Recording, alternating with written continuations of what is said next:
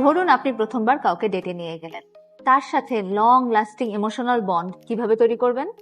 দামি রেস্টুরেন্টে নিয়ে যাবেন, দামি গিফট দিবেন, নাকি ফুলের তোড়া নিয়ে যাবেন, নাকি হিন্দি মুভির মতো ফ্লার্ট করবেন?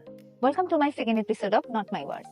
আজ থেকে প্রায় 50 বছর আগে ইউনিভার্সিটি অফ ক্যালিফোর্নিয়ার বার্কলের দুইজন মনোবিজ্ঞানী দম্পতি অর্থর অ্যারন এবং অ্যালেন স্প্লটিং ঠিক এই প্রশ্নটারই একটা সায়েন্টিফিক অ্যান্সার খুঁজছিলেন।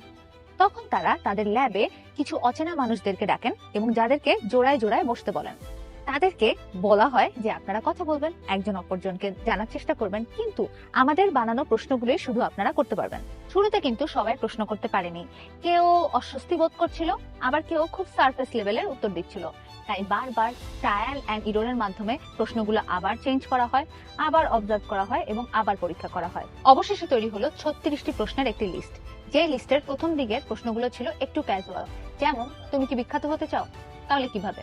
তারপর প্রশ্নগুলো ইমোশনালি ডিপ কিছু কোশ্চেনের দিকে যায়, যেমন তোমার পরিবারের কার মৃত্যু তোমাকে সবচেয়ে বেশি কষ্ট দিয়েছিল এবং কেন। এই 36টি প্রশ্নের লিস্ট আবার একটি নতুন স্ট্রেঞ্জার গ্রুপদের সাথে শেয়ার করা হয়, তাদের উপর এক্সপেরিমেন্ট করা হয়। ফলাফল কি? অচেনা মানুষেরা একে অন্যের সাথে মিট করে প্রথম মিটেই ভালো ফিল করে, তারা আবার দেখা করতে চায় এবং পরবর্তীতে তাদের মধ্যে একটা গভীর ঘনিষ্ঠ সম্পর্ক হয়। 2015 সালে নিউ ইয়র্ক টাইমসে এই গবেষণার ফলাফল খুবই ভাইরাল হয়। তখন মানুষ ভাবতে শুরু করে, ভালোবাসা কি তাহলে কিছু সঠিক প্রশ্ন উত্তরের ফলাফল, নাকি একটা কৌশল? তাহলে প্রথম ডেটে গিয়ে কি করবেন? নিজের কথা বলার চেয়ে সাথের জনের কথা মন দিয়ে শুনুন।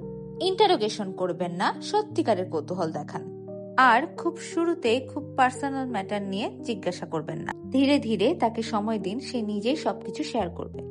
কারণ আসলে ইমোশনাল বন্ড তৈরি হয় তখনই যখন সে বুঝবে আপনি তার কথা শুনছেন এবং গুরুত্ব দিচ্ছেন। হয়তো সত্যিকার লং লাস্টিং সম্পর্কগুলোর শুরুতে খুব নাটকীয়তার প্রয়োজন হয় না, প্রয়োজন হয় সঠিক কিছু প্রশ্নের এবং মনোযোগের।